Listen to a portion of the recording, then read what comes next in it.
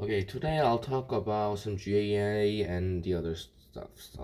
For the first, the GAA is the gate all around, which can be also talked as a nanowire.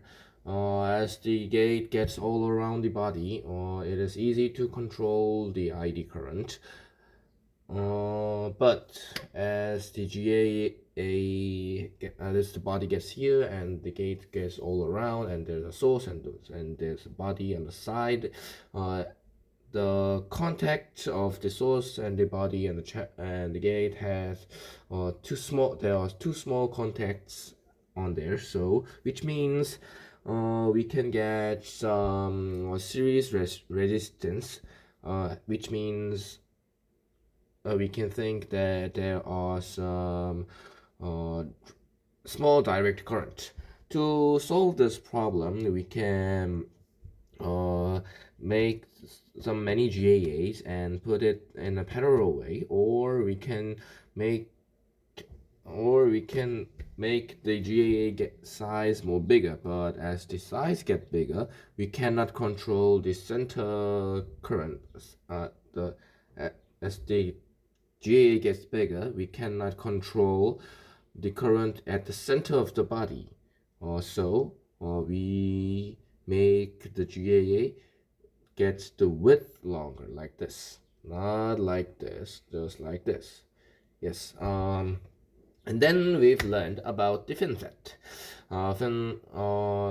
As we think, the FinFET gets sharp and sharp and sharp, and so the total width would be smaller, but we have some height width and just the width and the height width, and we can multiply all those three things. We can add those three things and multiply by the number of the fins, which makes the width get larger.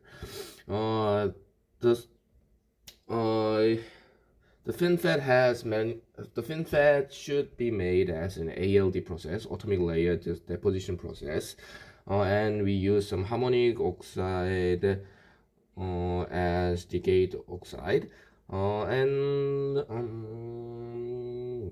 it is very expensive and it is very hard to make, but it has a very good substrate swing, because as the body is fully depleted, the change of the VG would not occur, or would not do something to the delta of the QDP, because it is just fully depleted charged, and then we can, and that means we can think that the substrate swing would get closer to the number 1. And then we've learned about the natural length. Natural length means the penetration of the field lines of the source and drains that get into the channel. And so as we think of the natural length and at the field, we want to make the device, but we should multiply the natural length 4 to 6 times, because 4 to 6 times to get free from the short channel effect. And then we've learned about the MBC FET, which means the multi-bridge channel FET, that makes with many of GAAs and made by the epi process. And then we've learned about the quantum size, the quantum scaling, which makes the conduction levels get higher, because the length gets smaller, so that we would think that the VT would go higher.